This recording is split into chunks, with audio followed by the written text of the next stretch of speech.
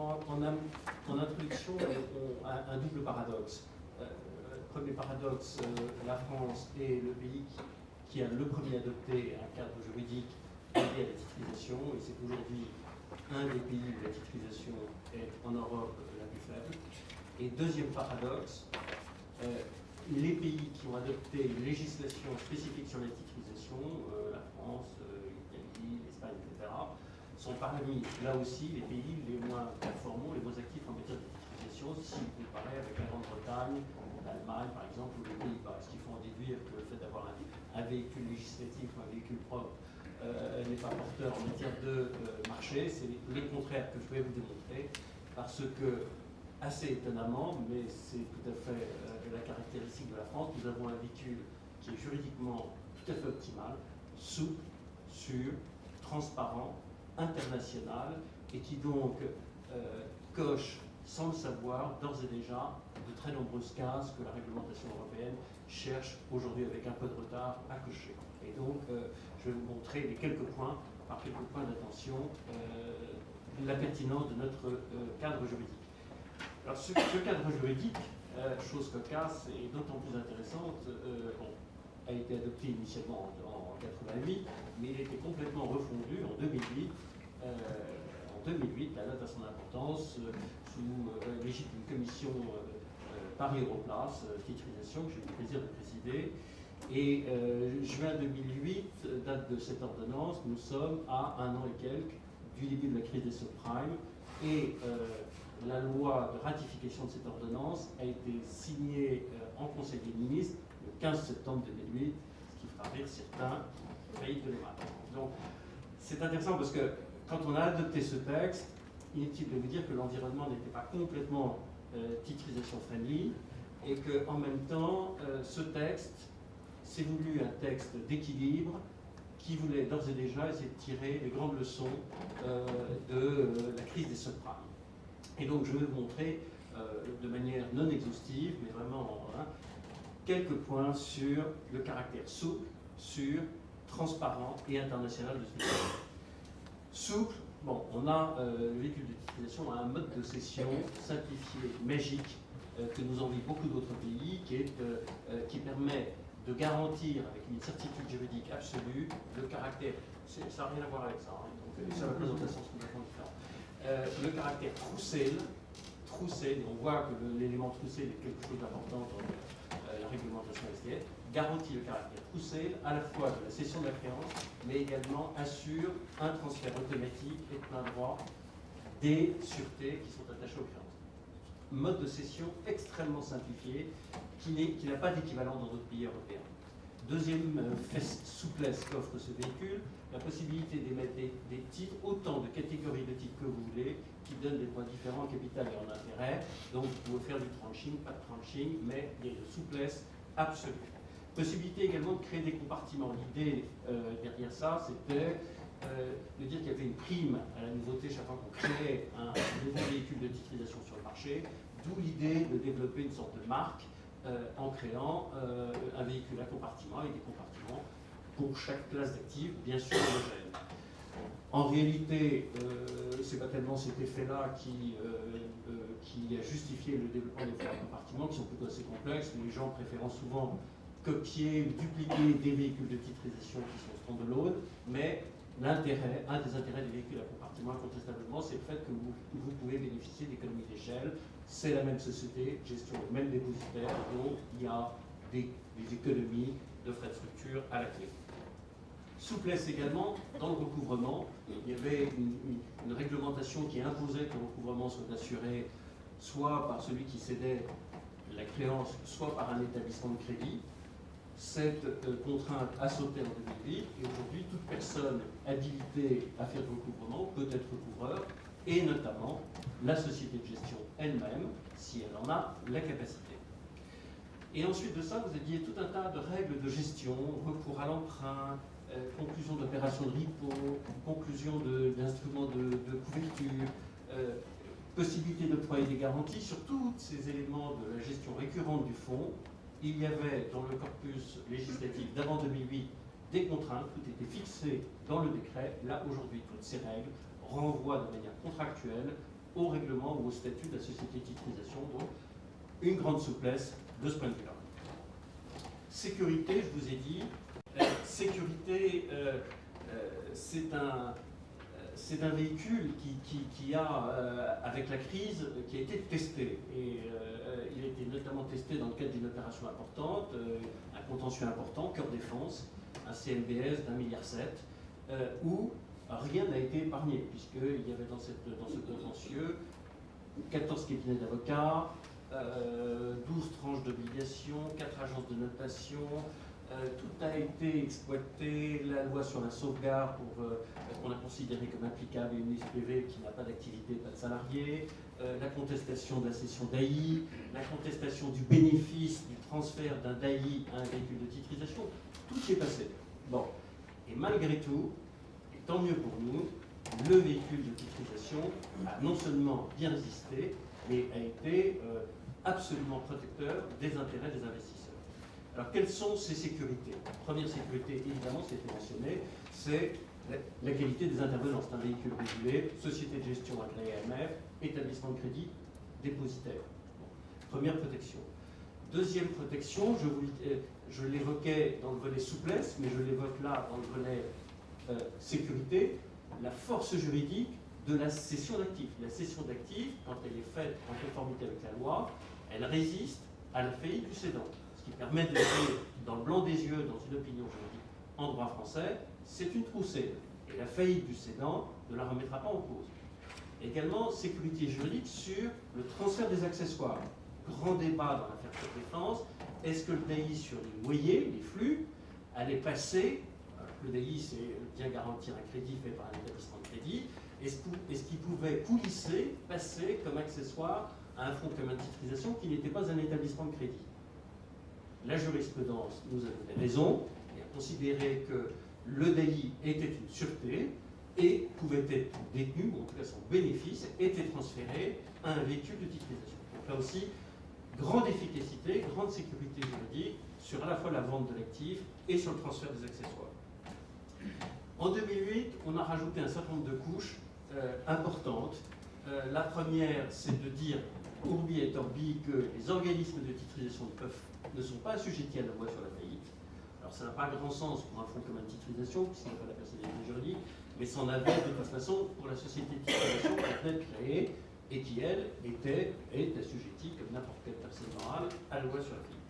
Mais c'est un élément de confort, et je le vois dans des opinions qu'on fait pour des investisseurs internationaux, pouvoir dire que l'organisme de titrisation n'est pas assujetti à la faillite est un élément de confort.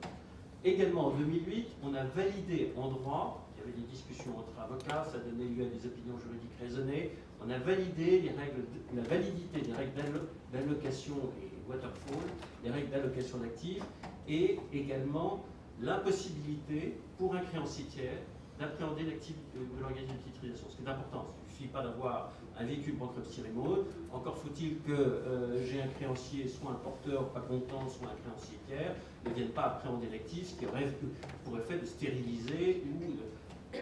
On a donc créé en 2008 cette bulle, impossibilité de saisir l'actif de l'organisme de titrisation. Et peut-être ce qui a été le plus innovant, c'est la mise en place d'un compte d'affectation spéciale, qui est un compte qui est ouvert chez n'importe quelle personne qui perçoit pour le compte du véhicule de l'argent qui revient au véhicule. Ça peut être le recouvreur, bien sûr, qui encaisse les créances, mais ça peut être également la contrepartie de swap. Toutes ces personnes-là peuvent mettre en place un compte qui est donc ouvert en son nom, mais qui est affecté au bénéfice du fonds. Et ce compte ne rentre pas dans le patrimoine de celui qui en est titulaire. Et ce n'est pas du luxe, parce que cela permet de complètement sécuriser juridiquement le chaînage des flux, c'est-à-dire que les investisseurs, et c'est tout à fait normal, ce qu'ils prennent, c'est le risque du sous-jacent, mais ils ne doivent pas prendre le risque opérationnel des différents intervenants qui se trouvent, à un moment ou à un autre, de l'acheminement des flux, palper des flux qui reviennent aux investisseurs. Donc, le compte d'affectation spéciale, qui est un peu un trust account à la française, c'est une bulle qui permet de sécuriser le fait que les encaissements, lorsqu'ils ont été payés par les débiteurs, seront bien attribués à ceux qui en bénéficient, à savoir les investisseurs. Et je me souviens dans l'opération, la fameuse opération sur défense, il y avait l'agent du crédit qui touchait les fonds, qui s'appelait Lehman Bank AG, c'est tout à fait public, j'en parle. Lehman Bank AG touchait les sommes qui étaient versées par le débiteur. Et à l'époque, moi je me dis, écoutez, ce compte, il faut le sécuriser. On avait dit, pas question, c'est Lehman, vous n'y songez pas. On était dans le août 2007, c'était pornographique de poser une question pareille.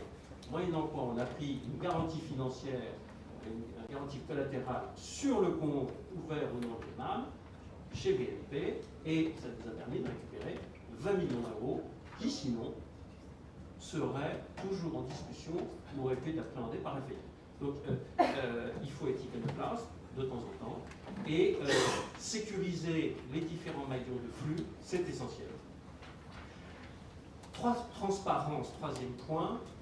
Un article dont je suis particulièrement fier, c'est le premier article dans le volet réglementaire sur la titrisation, c'est un article qui dit à peu près tout ce que demandent aujourd'hui les règlements STS, la directive prospectus. C'est l'article qui indique que le règlement ou les statuts de l'organisme de titrisation doivent indiquer, chose de bon sens, doivent indiquer très clairement la nature des risques, les actifs, les créances, la stratégie de financement, les parts, le rechargement, la subordination, les garanties qu'on donne ou qu'on reçoit et la politique d'investissement du fonds. Ça, c'est un article qui a été, que l'on a vraiment tiré comme enseignement justement de cette espèce de gloubi-boulga post-subprime.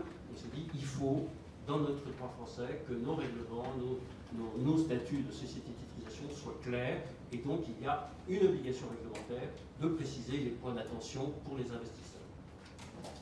International, et j'en aurai bientôt fini, international, on a souhaité, alors là c'est un peu le paradoxe parce qu'on n'a pas complètement réussi, mais l'organisme de titrisation français avait de grandes ambitions et était conçu pour être le véhicule ou un des véhicules pan-européens pour la titrisation d'autres pays, pour des créances originées dans d'autres pays d'Europe.